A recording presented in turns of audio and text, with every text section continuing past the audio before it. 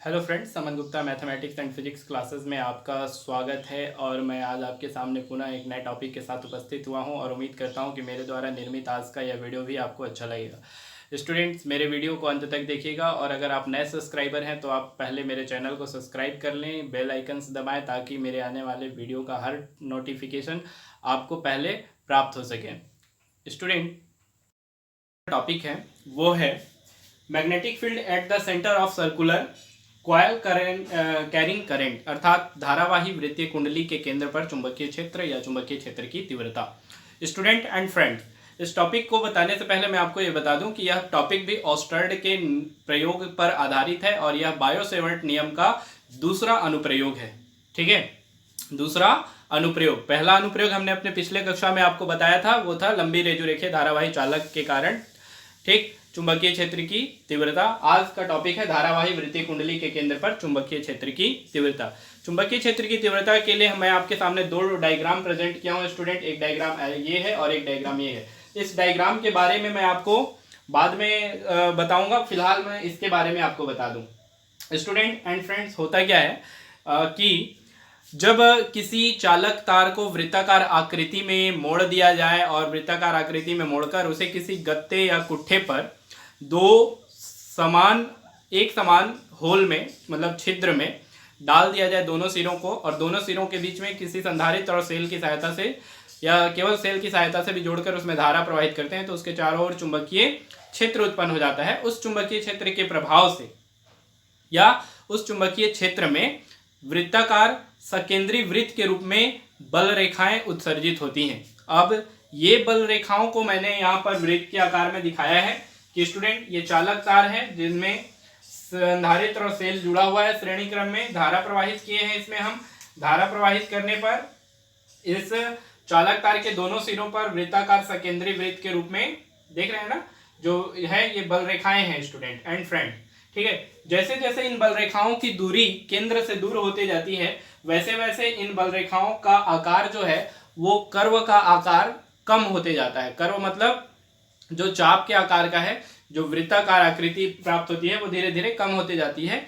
और इस गत्ते के केंद्र पर, या कह सकते हैं कि चालक तार के केंद्र पर जो बल रेखाएं प्राप्त होती है वो बिल्कुल एक दूसरे के समांतर प्राप्त होती हैं। तो यहाँ पर हमने दिखाया है कि ये जो बल रेखाएं हैं, मैं फिर से आपको दिखा दे रहा हूं कि ये चालक का ये कर्व वाली पार्ट हो गई है ना स्टूडेंट एंड फ्रेंड, कि कर्व धीरे धीरे कम हो रही है। तो ये कर्व के बाद जो बल रेखाएं निकलेंगी वो बल रेखाएं एक दूसरे के परस्पर समांतर होंगी। ठीक है, ये देखिए ये बल रेखाएं, तो ये बल रेखाएं चालक के केंद्र पर प्राप्त होंगी। जो समांतर बल रेखाएं होंगी वो चालक के केंद्र पर प्राप्त होंगी। तो इस आधार पर हम बताते हैं कि बल रेखाएं कब ऊपर और कब नीचे की ओर गति करेंगी। ठीक है, मतलब कहने का मतलब यह है कि चुंबकीय क्षेत्र के लंबवत नीचे की ओर कब जाएंगी और चुंबकीय क्षेत्र के लंबवत ऊपर की ओर कब जाएंगी। स्टूडेंट एंड फ्रेंड, ध्यान से देखिएगा डायग्राम को। मैं आपको डायग्राम के बारे में ही कुछ शब्द बता रहा हूं। ठीक है, पहला है कि यदि कुंडली का तल कागज में स्थित है और कुंडली में धारा की दिशा दक्षिणावर्त है, कुंडली में अगर धारा की दिशा दक्षिणावर्त है तो चुंबकीय क्षेत्र की दिशा कागज के तल के लंबवत नीचे की ओर होगी।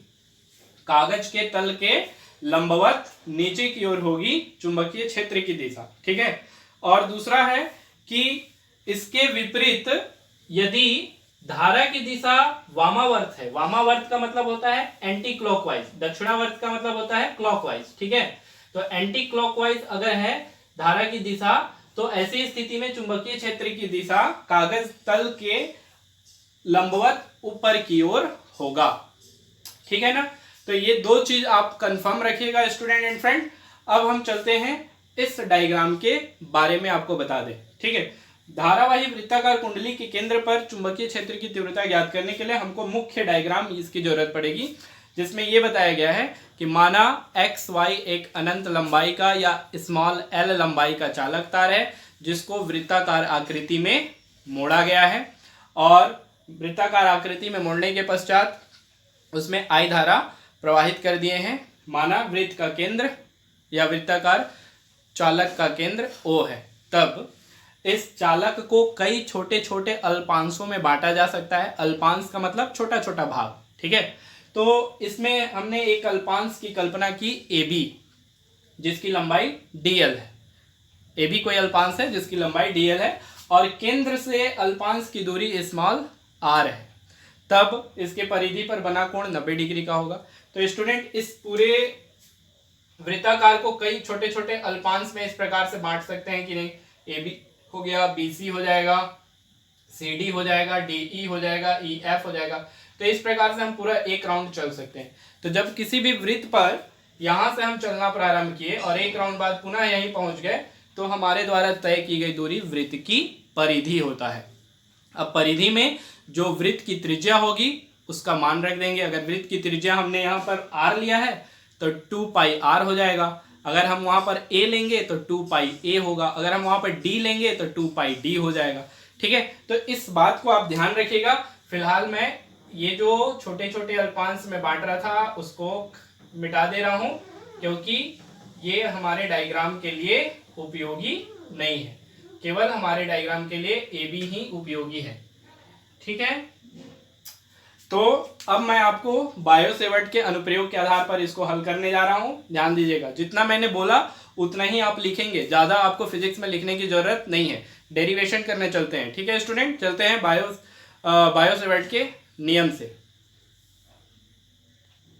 स्टूडेंट मैंने आपके सुविधा के लिए लिख दिया है कि माना तार XY है जिसे वृत्तीय कुंडली के रूप में मोड़ा गया है, जिसका केंद्र O तथा त्रिज्या R है। इसमें I धारा प्रवाहित करते हैं। इसके केंद्र पर चुंबकीय क्षेत्र की तीव्रता ज्ञात करनी है। माना कुंडली पर AB बराबर DL एक अल्पांश है, तब बायो-सेवर्ट के नियम से इस अल्पांश के कारण केंद्र O पर, O है ना स्टूडेंट, चुंबकीय क्षेत्र की तीव्रता dV बराबर μ0/4 पाई I dl sin theta by r square, ये हो जाएगा। आप इसको मान सकते हैं समीकरण नंबर 1, ठीक है। स्टूडेंट एंड फ्रेंड, हम जानते हैं कि किसी भी वृत्ताकार कुंडली के परिधि पर अगर कोई कोण बन रहा है तो वो परिधि पर बना हुआ कोण 90 डिग्री का होता है, क्योंकि परिधि पर बना कोण लंबवत होता है। तो यहाँ पर हमने जो कोण बनाया है उसको 90 डिग्री मैं यहाँ पर प्रेजेंट कर चुका हूँ। तो थीटा का जो मान है स्टूडेंट वो 90 डिग्री होगा। आप यहाँ पे कारण भी बता सकते हैं, और मैं बिना कारण बताए लिख दे रहा हूँ, क्योंकि मैं बोल दे रहा हूँ कि किसी भी आपको लिखना होगा तो लिखिएगा स्टूडेंट, कि किसी भी वृत्त के परिधि पर या वृत्ताकार परिधि पर बना हुआ कोण 90 डिग्री का होता है, ठीक है।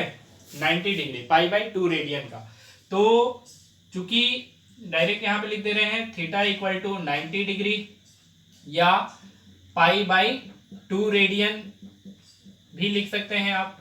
तो ऐसी स्थिति में आपका ये वैल्यू हो जाएगा dB equal to μ0/4 pi into I dl sine 90 student upon r square. Student and friend, क्या आप जानते हैं कि साइन 90 डिग्री का मान 1 होता है? अगर नहीं जानते तो याद रखिएगा, साइन 90 बराबर 1 डिग्री होता है, ठीक है। सॉरी, 1 वैल्यू होता है उसका। तो यहाँ पे 1 हो जाएगा।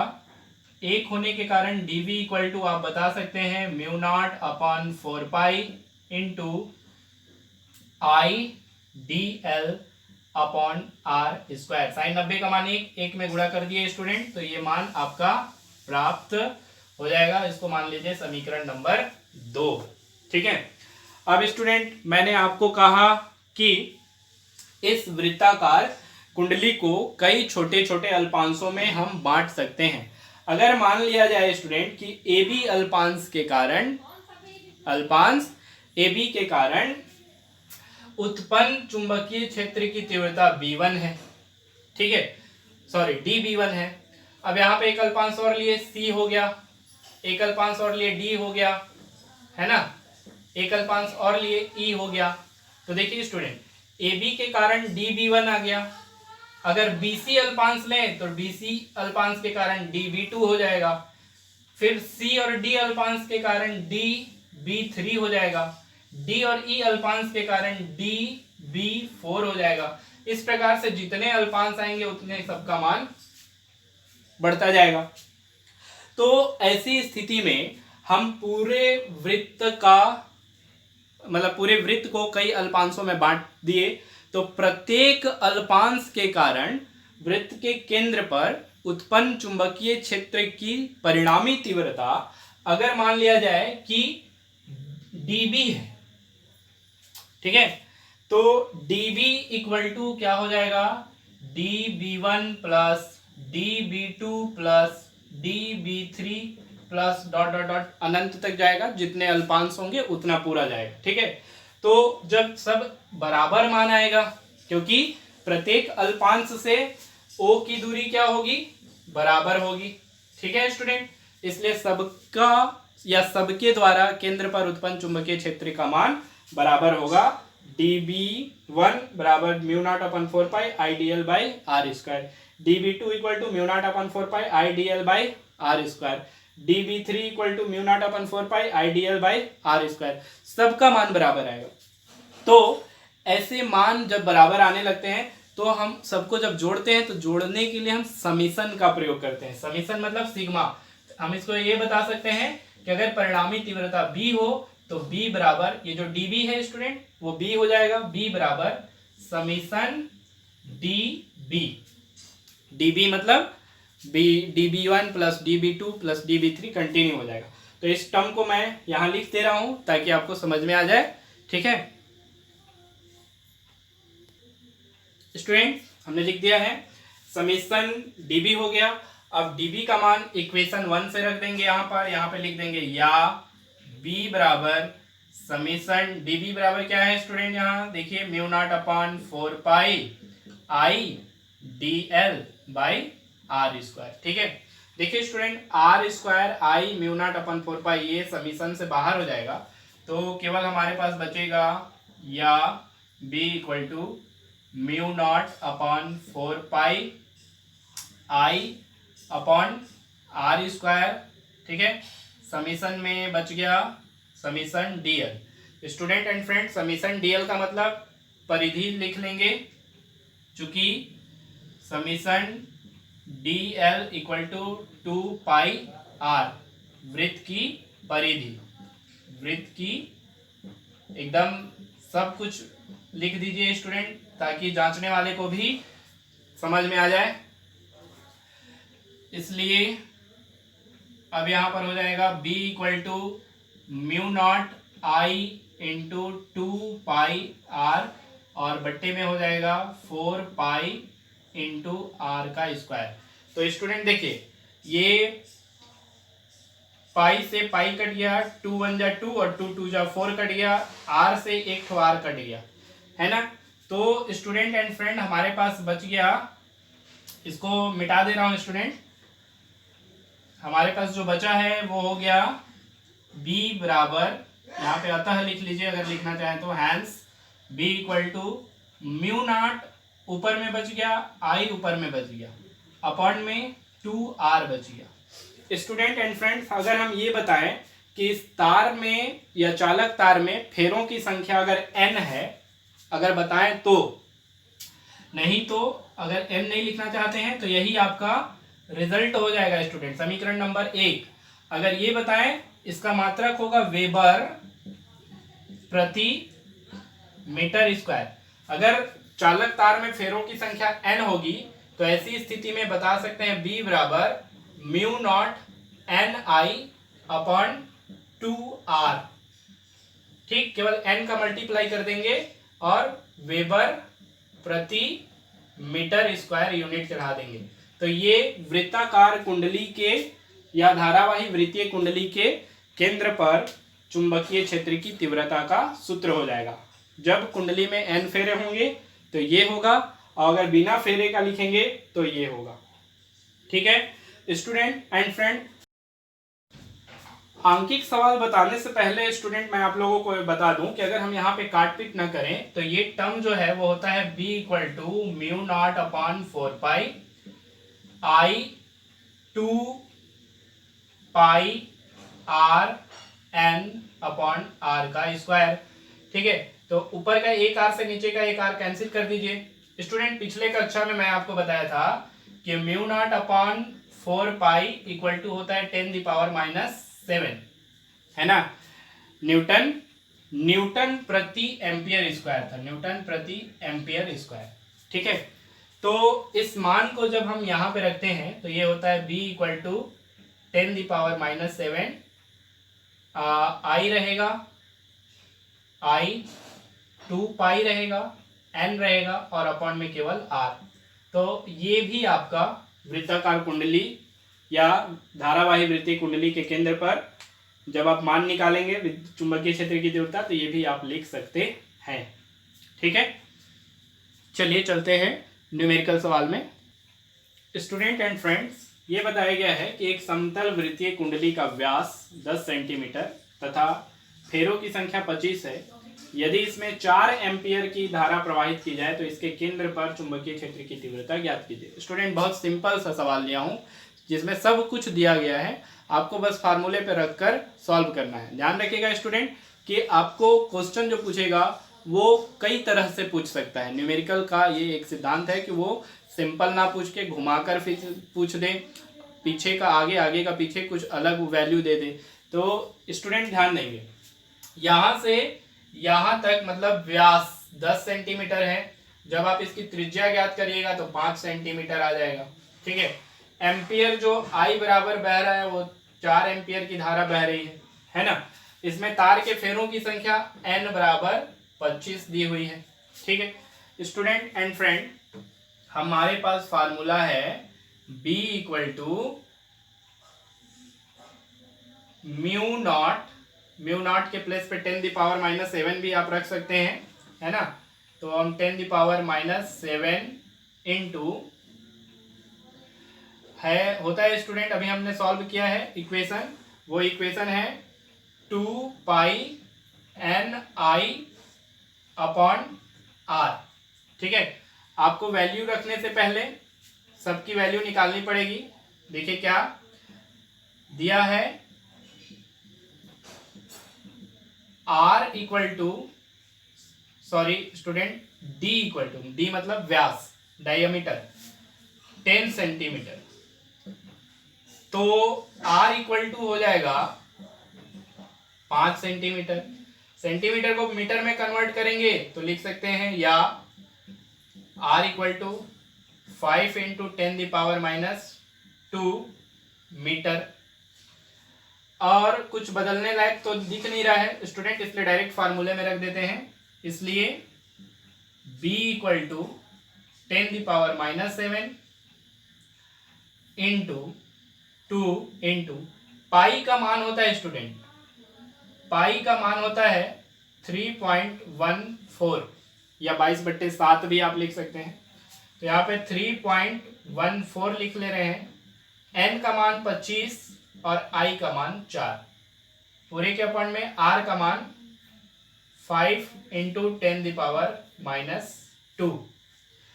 ये वैल्यू रख दिए और वैल्यू को सॉल्व जब करेंगे तो देखिएगा स्टूडेंट क्या होगा। ये तो हो जाएगा 25 चौको 100 और 100 का 2 में गुणा करेंगे तो 200 3.14 इंटू 200। जब आप इसको सॉल्व करेंगे तो 2 चौको 8, 2 एक कम 2, 2 तिहाई 6, 2 जीरो बैठ जाएगा, दशमलव 1 2 अंक के बाद है तो 1 2 अंक के बाद यहाँ दशमलव हो जाएगा।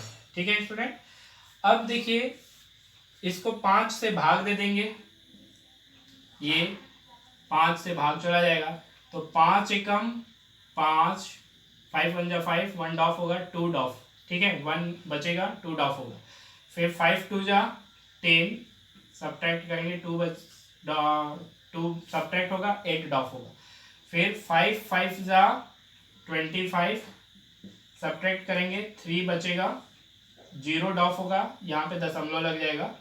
और 5 6 जा 30, पूरा कैंसिल हो गया। ठीक है, तो भाग देने पर आ गया 125.6।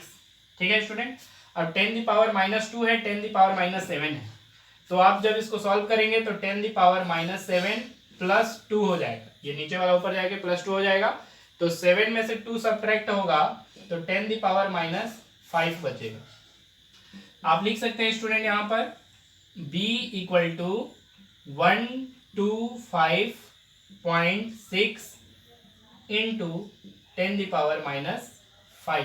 ये जो यूनिट आएगा वो टेस्ला में होगा, टेस्ला। ठीक है स्टूडेंट, अगर आप इसको और कम करना चाहते हैं तो ये 2 अंक दिख रहा है, 1 अंक के बाद दशमलव दिख रहा है, दशमलव को इधर ले आइए, या b equal to 1.256 into 2 digit left side आ रहे हैं तो ये 10⁻³ टेस्ला हो जाएगा।